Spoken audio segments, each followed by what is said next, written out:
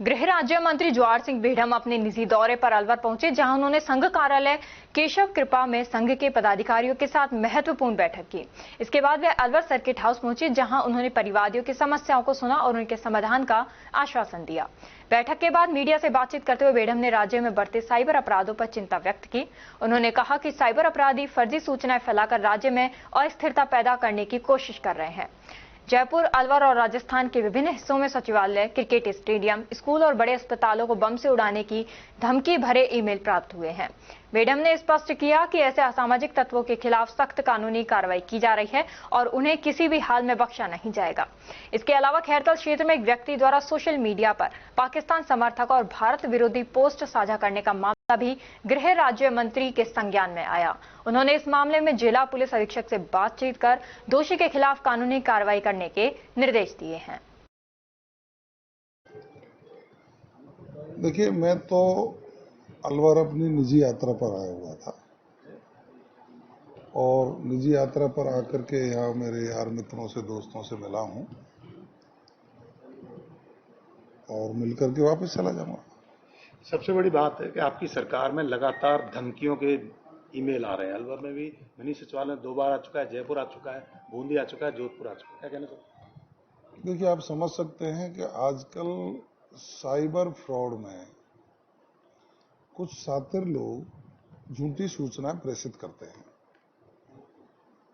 और उनके खिलाफ कार्रवाई करना हमारा ध्येय है।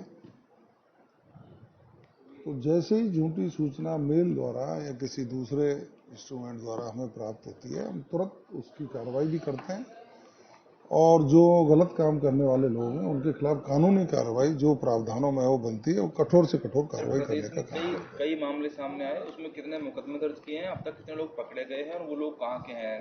देश में से कहीं ऐसी धमकियां दे रहे हैं बाहर से? देखिए, एग्जैक्ट आंकड़ा तो मैं तथ्यात्मक लेकर के आपको अवगत करा दूंगा, लेकिन ये 4-5 बार हुआ।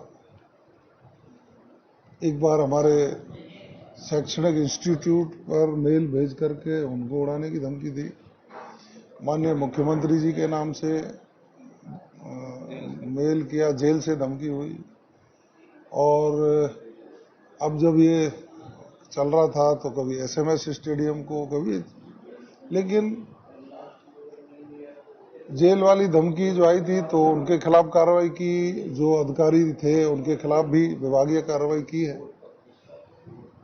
कुछ मनचले लोग जो मेंटली डिस्टर्ब हो जाते हैं वो भी प्रकरण सामने आए हैं और ये जो मेल की कार्रवाइयां हैं इनकी जांच चल रही है। जो भी दोषी होंगे उनके खिलाफ सख्त कार्रवाई होगी। गौ तस्करी, गौ परिवहन और अभी 2 दिन पहले कलेक्टर निवास के पीछे से गोली चली केशवपुर पास से चंद मीटर दूरी पर। देख, मैं समझ सकता हूं कि माननीय भजनलाल जी की सरकार बनी है, भारतीय जनता पार्टी की सरकार बनी है, उसके बाद पूरे प्रदेश के अपराधों में भारी कमी आई है। फिर भी जगह जगह जब कोई अपराध घटता है तो पिछली सरकार में तो उसको लिंगर ऑन किया जाता था, अपराधी को बचने का मौका दिया जाता था। हम अपराध के खिलाफ कठोर और त्वरित कार्रवाई करते हैं।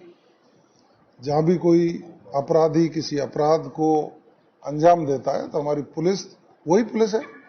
उनके राज्य में भी यही अधिकारी कर्मचारी थे, हमारे में भी वही है, लेकिन हमने पुलिस का मनोबल बढ़ाया है। और जो इनका एक ध्येय वाक्य है कि अपराधियों में भय, रामजन में विश्वास, उस ध्येय वाक्य के आधार पर पुलिस की क्रियाशीलता को बढ़ाने का काम किया है। इसीलिए हम अपराधों पर अंकुश लगाने में कामयाब हुए।